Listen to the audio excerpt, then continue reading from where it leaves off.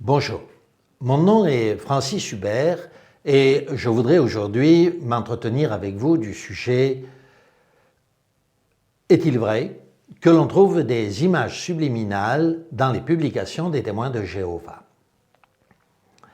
Nous allons en conséquence commencer par la définition. Qu'est-ce qu'une image subliminale?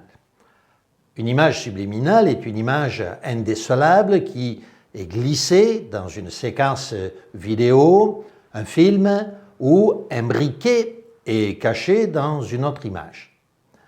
D'apparence innocente, le message n'apparaît pas de façon consciente, mais influence le cerveau de façon subtile et puissante.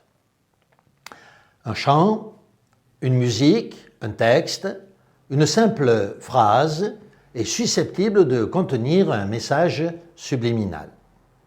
Ainsi, un message subliminal peut être diffusé à travers le texte de certaines chansons.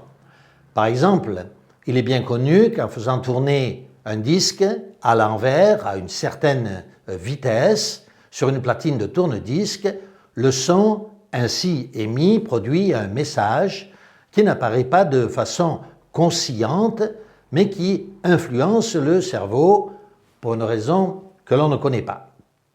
Le but caché de certains consiste donc parfois à faire passer des messages inconscients dans l'esprit des lecteurs, des spectateurs ou des auditeurs dans un but inavouable. Par exemple, telle firme internationale tentera d'immiscer au travers de la publicité l'idée que son produit est un produit jeune et dynamique et donc consommé par des individus jeunes et dynamiques. Dans ce cas, la publicité, bien que ne contenant pas à proprement parler d'images subliminales, joue un rôle purement subjectif et transmet un message qui, lui, est subliminal par essence. Mais l'image ou le message subliminal peut aller beaucoup plus loin. Par exemple, dans les années 60, lors d'un film présenté aux États-Unis, une expérience a consisté à insérer une 25e image dans la série normale des 24 qui sont présentés à l'œil à chaque seconde de diffusion d'une vidéo ou d'un film.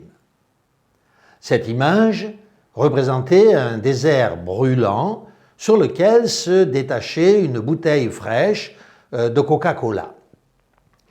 Durant l'entracte, la vente des bouteilles de Coca-Cola a dépassé de plus de 3 fois la meilleure vente de l'année dans cette salle. La question est donc de savoir si l'on trouve de telles images dans les publications de la Watchtower Bible and Tract Society. Au moins, un ouvrage américain présente de nombreuses images subliminales qui se trouveraient cachées dans les pages des publications des témoins de Jéhovah. Celui-ci présente clairement des dessins tirés de la tour de garde et de divers organes officiels des témoins de Jéhovah. Cependant, nous n'avons pas voulu utiliser cet ouvrage pour soutenir notre analyse dans le cadre de cette vidéo pour les raisons suivantes. Il est notoire que l'on peut apercevoir des images à l'apparence étrange dans chaque nuage, dans la flamme d'un feu, dans les branches d'un arbre, dans la forme d'une ombre ou du froissement d'un tissu, le dessin d'une tapisserie aux couleurs chargées, etc., etc. Par exemple, le livre du célèbre écrivain Hemingway, Le vieil homme et la mer, relate l'amitié d'un vieillard et d'un enfant à qui l'homme explique comment discerner dans les nuages l'image d'animaux féeriques. Nous avons, en conséquence, ou plutôt nous n'avons pas voulu entrer dans ce questionnement et surtout, nous avons voulu éviter tout doute de confusion ou d'erreur pour nous attacher à la preuve indiscutable.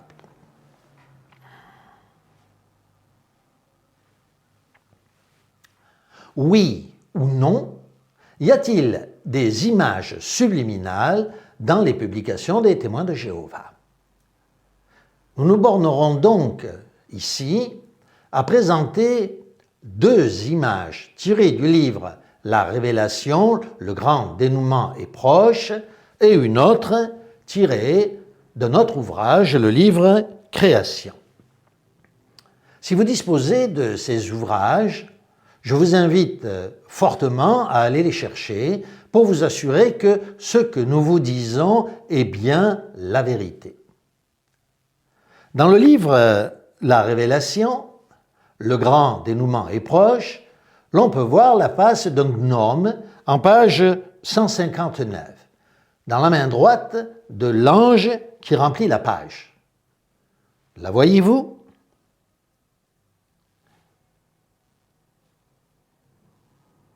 Que fait cette face de gnome dans la main de l'ange censé nourrir l'apôtre Jean d'un rouleau sacré virtuel? Vous ne la voyez toujours pas, grossissons donc l'image.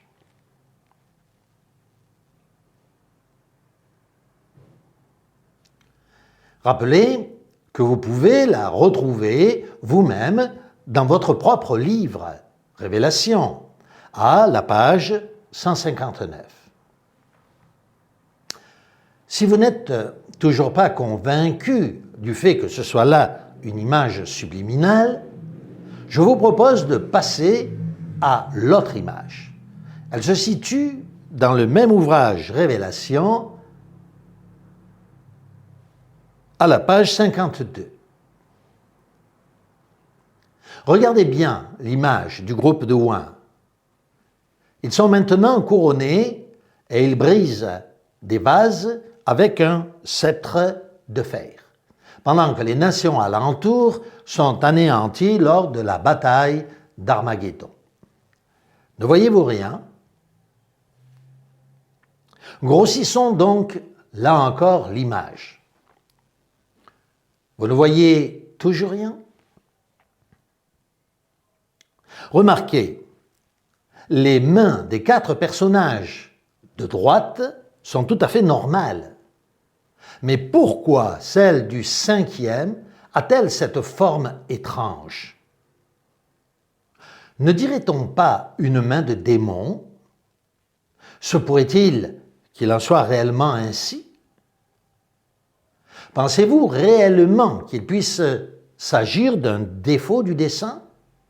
Sincèrement, une femme, membre de l'Église des témoins de Jéhovah, fut tellement choquée de ce qu'elle découvrait qu'elle écrivit au siège de son organisation.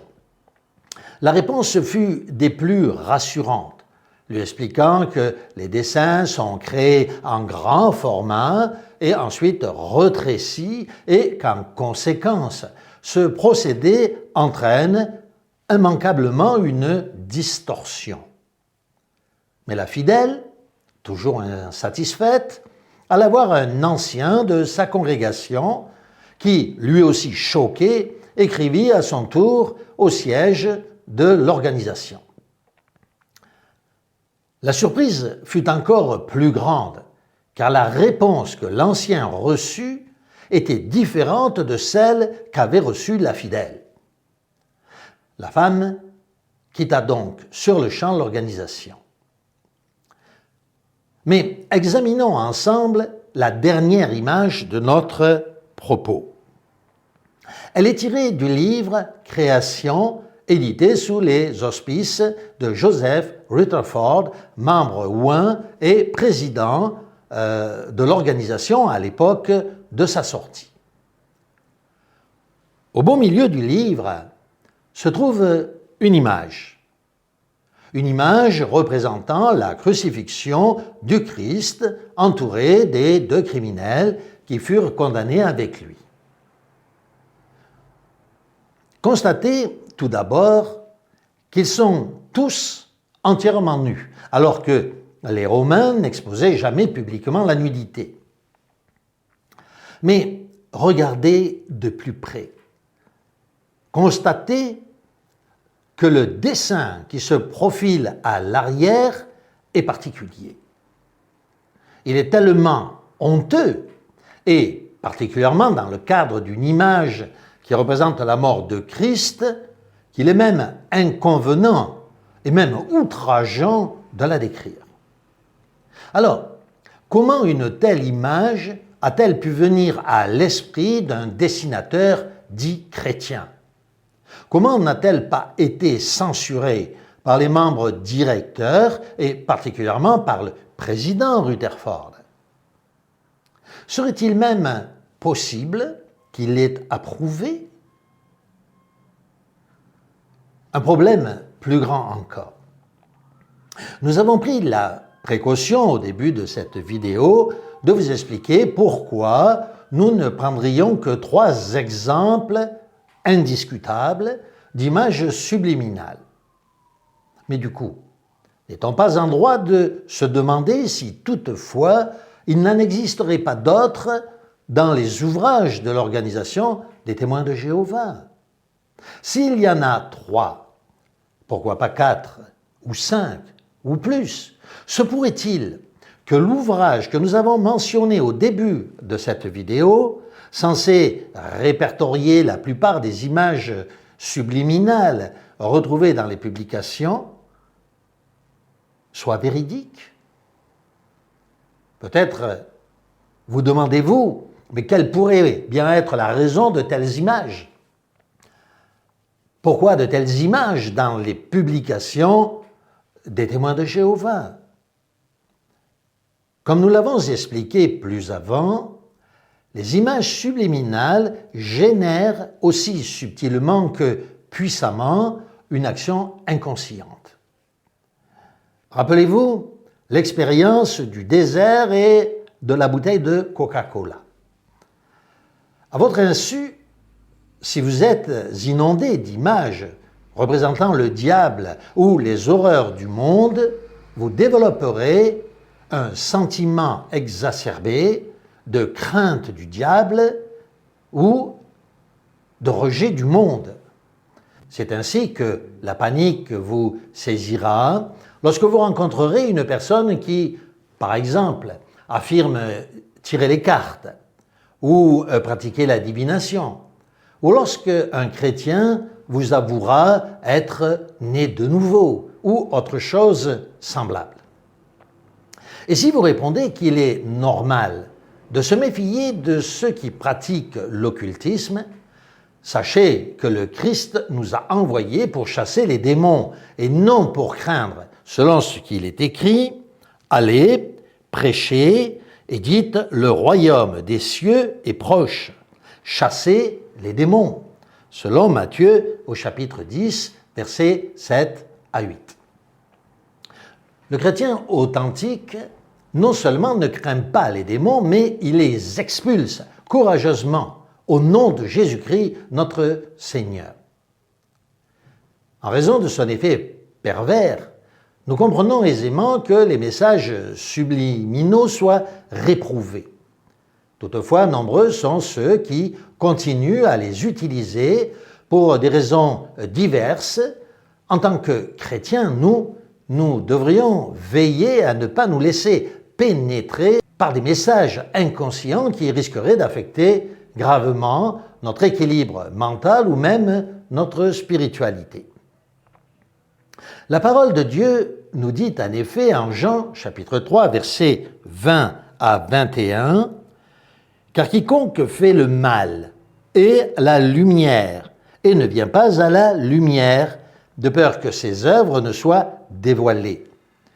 Mais celui qui agit selon la vérité vient à la lumière afin que ses œuvres soient manifestées parce qu'elles sont faites en Dieu. » Conclusion. Les chrétiens se doivent de témoigner beaucoup d'amour et de patience envers ceux qui sont égarés. Comme il est écrit encore dans Proverbes, au chapitre 25, verset 15, « Une langue douce peut briser des os ». Considérez toujours le témoin de Jéhovah qui vous aborde comme un enfant aveugle et avec amour tentez de le conduire vers la grâce divine sous le nom extraordinaire de notre Seigneur Jésus-Christ.